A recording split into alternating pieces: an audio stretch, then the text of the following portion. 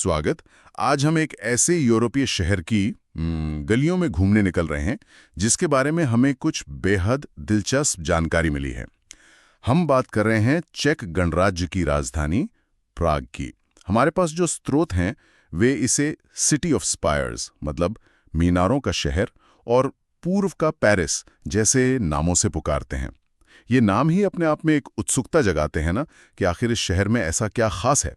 तो चलिए इन्हीं स्रोतों के आधार पर प्राग के इतिहास की परतों को थोड़ा खोलते हैं, इसकी संस्कृति की धड़कन महसूस करते हैं और उन खास बातों को समझते हैं जो इसे यूरोप के नक्शे पर इतना अनूठा बनाती हैं। हमारा मकसद है इस जानकारी के समंदर में गोता लगाना और सबसे चमकदार मोती चुनकर लाना। बिल्कुल, और प्राग इस गहन पड़ताल का हकदार भी है।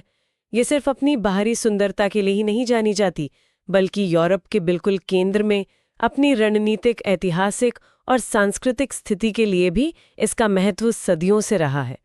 ये सिर्फ एक शहर नहीं, बल्कि कई सभ्यताओं और विचारों के मिलन का एक महत्वपूर्ण चौराहा है, आप कह सकती हैं। ठीक है, तो शुरुआत कुछ बुनियादी जानकारी से करते हैं। जैसा कि स्रोतों में स्पष्ट है, प्राग चेक गणराज्य की राजधानी है और सबसे बड़ा शहर भी है। और ये शहर विल्टवा नदी है ना? हाँ, उसी के दोनों किनारों पर बसा हुआ है, फैला हुआ है।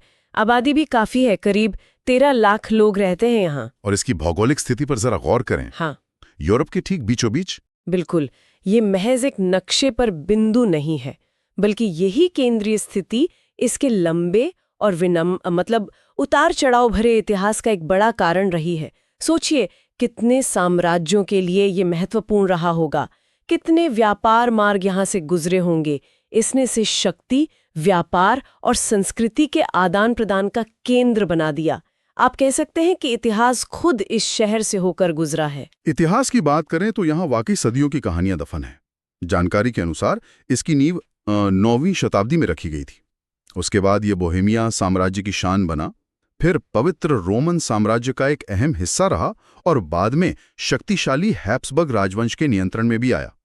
कल्पना कीजिए, इतनी अलग अलग ताकतों और संस्कृतियों की छाप यहाँ कैसे पड़ी होगी। बिल्कुल, और वो छाप आज भी दिखती है, खासकर वास्तुकला में। हाँ, वास्तुकला।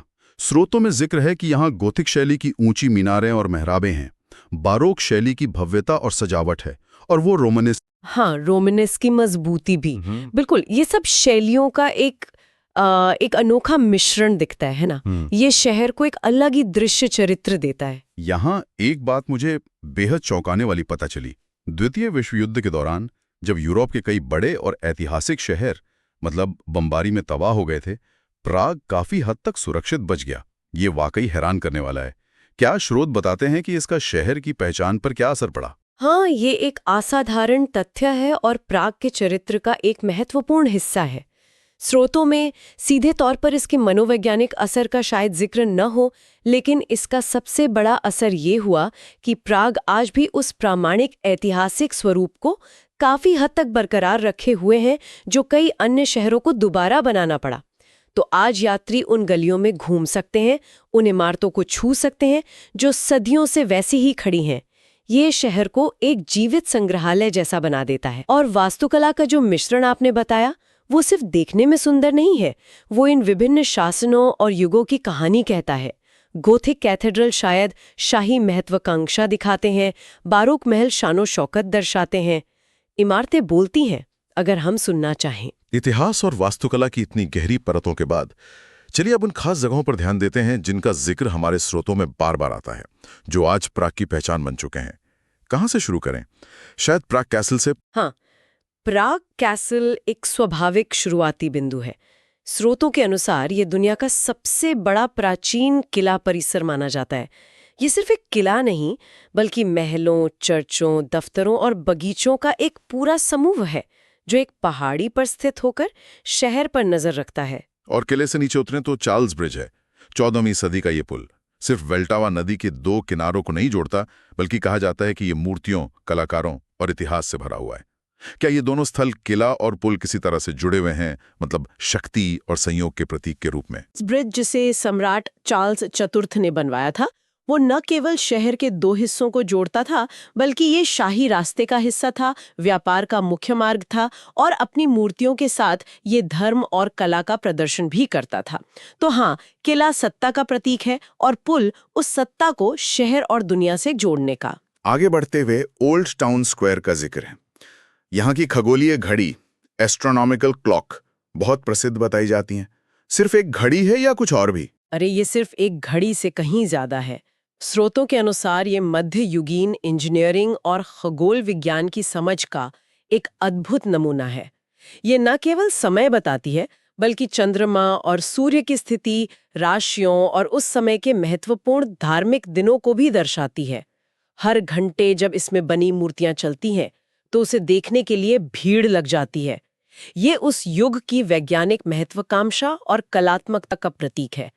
और पूरा ओल्ड टाउन स्क्वायर ही सदियों से शहर का दिल रहा है। बाजार, सभाएं, उत्सव और कभी-कभी विद्रोह भी यहीं हुए हैं। स्क्वायर के पास ही सेंट पीटर्स कैथेड्रल का भी उल्लेख है, जिसे गॉथिक वास्तुकला का शानदार उदाहरण बताया गया है। और फिर एक बिल्कुल अलग तरह की जगह, लेनन वॉल। एक तरफ सदियों पुराना कैथेड्रल, दूसरी तरफ 20वीं सदी का ये प्रतीक। ये कॉन्ट्रास्ट दिलचस्प है। हाँ, और ये प्राग की बहुस्तरीय पहचान को दिखाता है। सेंट विटस कैथेड्रल सिर्फ एक चर्च नहीं, ये चेक राष्ट्र की आत्मा, उसके इतिहास और आध्यात्मिकता का प्रतीक है। यहाँ राजाओं का राज्याभिषेक होता था और कई महत्वपूर्ण हस्तियां दफन हैं। दूसरी ओर लेनन वॉल, जो जॉन लेनन की मृत्यु के बाद उभरनी शुरू हुई, वो शीत युद्ध के दौर में कम्युनिस्ट शासन के खिलाफ युवाओं की शांति, प्रेम और स्वतंत्रता की आकांक्षाओं का एक रंगीन कैनवस बन गई। ये कला के जरिए प्रतिरोध का एक शक्तिशाली यद्यपि अनौपचारिक प्रतीक है। एक पत्थर की भव्यता है, दूसरी रंगों की मुखरता। और शहर को एक अलग नजरिए से देखने के लिए वोल्टावा नदी पर क्रूज का भी जिक्र है। शायद ये इन सभी नज़ारों को एक साथ पिरोने का अच्छा तरीका है। निश्चित रूप से नदी से शहर को देखना एक अलग ही अनुभव देता है। आप प्राग कैसल को उसकी पूरी भव्यता में देख सकती हैं, चार्ल्स ब्रिज के नीचे से गुजर सकती हैं और शहर के दोनों किनारों की बदलती वास्तुकला को निहार सकती हैं। यह शहर के भूगोल और इतिहास को एक साथ समझने में मदद करता है। इतिहास, वास्तुकला और दर्शनीय स्थलों के अलावा स्रोतों में प्राग की जीवंत संस्कृति का भी भरपूर जिक्र है। इसे कला, साहित्य और संगीत का गढ़ बताया गया है। यहाँ शास्त्रीय संगीत समारोह, ओपेरा और थिएटर बहुत आम है। क्या स्रोत बताते हैं कि ये कला सिर्फ पर्यटकों के लिए है या ये स्थानीय जीवन का भी हिस्सा है? स्रोत इशारा करते हैं कि ये स्थानीय जीवन का एक अभिन्न अंग है। बेशक पर्यटकों के लिए विशेष प्रस्तुतियां होती हैं, लेकिन संगीत, खासकर शास्त्रीय संगीत, वो प्राग की पहचान में रचा बसा है। कई चर्चों में नियमित कॉन्सर्ट होते हैं और शहर में कई विश्व स्तरीय ऑर्केस्ट्रा और कॉन्सर्ट हॉल हैं। ये सांस्कृतिक समृद्धि सिर्फ दिखाने के लिए नहीं, बल्कि शहर की आत्मा का हिस्सा है। और हाँ, कैफे संस्कृति और बियर हॉल का भी जिक्र है। इन्हें प्राग की पहचान का अहम हिस्सा बताया गया है। ये सिर्फ कॉफी या बियर पीने की जगह हैं या इनका कुछ और महत्व भी है? इनका गहरा सामाजिक और ऐतिहासिक महत्व है। जैसा कि मध्य यूरोप के कई शहरों में होता था, प्राग के कैफे सिर्फ पेय पदार्थों के लिए नहीं थे। ये लेखकों, कलाकारों, बुद्धिजीवियों और क्रांतिकारियों के मिलने, बहस करने और नए विचारों को जन्म देने के अड्डे थे। यह एक बौद्धिक परंपरा है। और बियर हॉल, वो तो चेक संस्कृति का एक अनिवार्य हिस्सा है। ये सामाजिक मेलजोल, बातचीत और आराम करने की जगह है, जहां लोग काम के बाद या दोस्तों के साथ समय बिताते हैं। ये सिर्फ पर्यटन आकर्षण नहीं, बल्कि स्थानीय जीवन शैली का हिस्सा है। इसी सिलसिले में ये जानना भी रोमांचक है कि प्रसिद्ध लेखक फ्रांज काफ्का, वो यहीं प्राग के थे। उनकी रचनाओं में अक्सर एक अजीब, रहस्यमयी और नौकरशाही भरी दुनिया का चित्रण मिलता है। क्या स्रोत बताते हैं कि प्राग के माहौल की कौन सी खास बात, शायद इसकी घुमावदार पुरानी गलियां या ऑस्ट्रो हंगेरियन साम्राज्य की नौकरशाही, उनकी रचनाओं में झलकती है? देखिए, स्रोत सीधे तौर पर काफका की प्रेरणाओं का विश्लेषण शायद ना करें, लेकिन कई आलोचक मानते हैं कि प्राग का माहौल, इसकी जटिल तारीख, विभिन्न संस्कृतियों का मिश्रण, यहूदी बस्ती का वो रहस्यमयी वातावरण और शायद हैब्सबर्ग साम्राज्य की विशाल और अव्यक्तिक नौकरशाही, वो उनकी रचनाओं में महसूस होने वाली अलगाव, चिंता और अतार्किकता की भावना को प्रभावित करती है। शहर खुद अपनी सुंदरता के बावजूद एक जटिल और कई बार बोझिल चरित्र रखता है, जो काफका के लेखन में प्रतिबिंबित होता है। चलिए अब कुछ व्यवहारिक जानकारी पर भी नजर डाल लेते हैं जो हमारे स्रोतों में दी गई है। यहाँ की आधिकारिक भाषा चेक है और मुद्रा चेक कोरोना CZK। लेकिन ये राहत की बात है कि पर्यटन क्षेत्रों में अंग्रेजी जानने वालों को ज्यादा परेशानी नहीं होती। हाँ, पर्यटन यहाँ की अर्थव्यवस्था का एक महत्वपूर्ण स्तंभ है। जैसा कि स्रोतों में बताया गया है, हर साल 1 करोड़ से ज्यादा पर्यटक प्राग आते हैं। यह संख्या शहर के आकार को देखते हुए बहुत बड़ी है। ये न केवल देश की राजनीतिक और सांस्कृतिक राजधानी है, बल्कि एक प्रमुख आर्थिक केंद्र भी है। और इस बात को नजरअंदाज नहीं किया जा सकता कि प्राग के ऐतिहासिक केंद्र को यूनेस्को विश्व धरोहर स्थल का दर्जा प्राप्त है। यह सिर्फ एक सम्मान की बात नहीं है, यह शहर के अनूठे ऐतिहासिक और सांस्कृतिक मूल्य की वैश्विक पहचान है और इसके संरक्षण की अंतर्राष्ट्रीय जिम्मेदारी भी सुनिश्चित करता है। यह दर्जा भावी पीढ़ियों के लिए इस विरासत को सहेजने के महत्व को रेखांकित करता है। तो कुल मिलाकर इन सभी जानकारियों से जो तस्वीर उभरती है, वो एक ऐसे शहर की है जहां इतिहास सिर्फ किताबों में नहीं, बल्कि हर कोने में सांस लेता महसूस होता है। यहाँ सदियों पुरानी वास्तुकला, जीवंत कला और संगीत का माहौल है, और साथ ही ये एक आधुनिक, धड़कता हुआ यूरोपीय शहर भी है। दिन में इतिहास की गलियों में खो जाइए और रात में कैफे और पब की रौनक का हिस्सा बन जाइए। ये दोहरापन ही शायद इसका असली आकर्षण है। बिल्कुल, ये संतुलन इसे खास बनाता है। ये अतीत में जकड़ा हुआ शहर नहीं है, बल्कि अपने इतिहास को साथ लेकर आगे बढ़ रहा है। और अगर घूमने के सही समय की बात करें, तो स्रोत बताते हैं कि अप्रैल से जून और सितंबर से अक्टूबर का मौसम आमतौर पर सबसे सुखद होता है। न ज्यादा गर्मी, न ज्यादा सर्दी, और पर्यटकों की भीड़ भी चरम पर नहीं होती। हालांकि सर्दियों का अपना जादू है। बर्फ से ढका प्राग और क्रिसमस बाजारों की रौनक एक परी कथा जैसा माहौल बना देते हैं। तो ये यात्री की पसंद पर निर्भर करता है। तो प्राग पर इस गहन चर्चा से हमने क्या खास सीखा?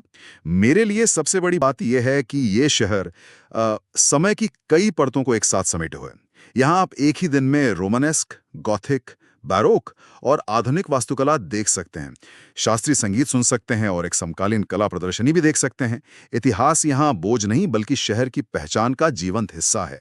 निश्चित रूप से यह यूरोप के उन कुछ अनमोल शहरों में से है जो युद्ध की विनाश लीला से बचकर अपने मूल चरित्र को काफी हद तक सहेज पाए हैं। ये सिर्फ दर्शनीय स्थलों की सूची नहीं है, बल्कि यह इतिहास, संस्कृति और जीवन को महसूस करने का एक अवसर प्रदान करता है। इसकी गलियों में घूमना, वल्टावा के किनारे बैठना, ये सब एक गहरा अनुभव है। इन स्रोतों से मिली जानकारी और खास तौर पर लेनिन वॉल के जिक्र से, जिसे स्वतंत्रता का प्रतीक कहा गया, एक विचार मन में कौंध रहा है। प्राग का इतिहास जटिलताओं से भरा है, जहां शासक बदलते रहे, विचारधाराएं टकराती रहीं।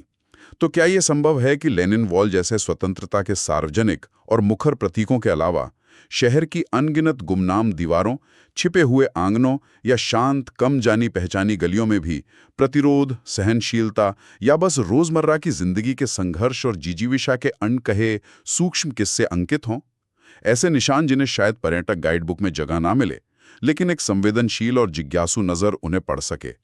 ये प्राग की उन अनकही कहानियों के बारे में सोचने पर मजबूर करता है जो शायद शहर की आत्मा में बसती हैं।